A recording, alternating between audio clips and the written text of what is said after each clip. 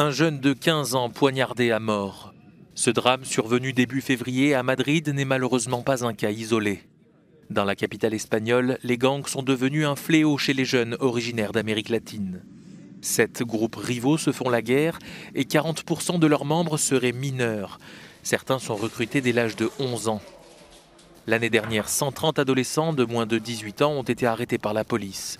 Nous avons pu parler à Arthur qui a quitté le gang Latin Kings il y a 6 ans.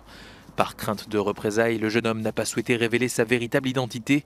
Recruté à 14 ans, il a commis son premier crime avant son 15e anniversaire.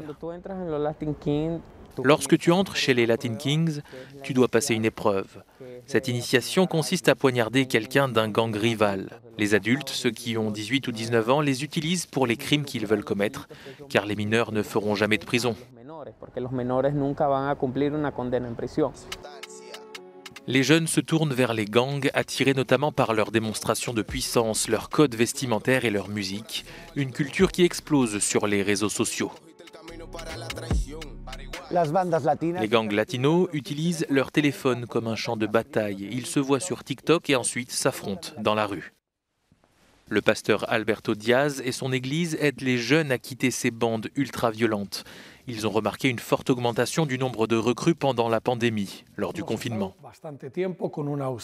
Nous sommes restés assez longtemps sans services publics et sociaux de base, comme l'école. Les enfants ont passé beaucoup de temps sur leur téléphone et leurs ordinateurs et ont été exposés au contenu de ces bandes.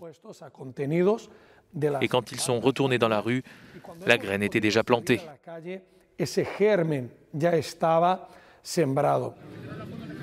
Les autorités espagnoles redoublent d'efforts pour lutter contre l'expansion de ces groupes criminels de jeunes, mais les experts insistent sur la nécessité de miser sur la prévention. Car une fois entré dans un gang, il est très difficile d'en sortir sans conséquences ou représailles.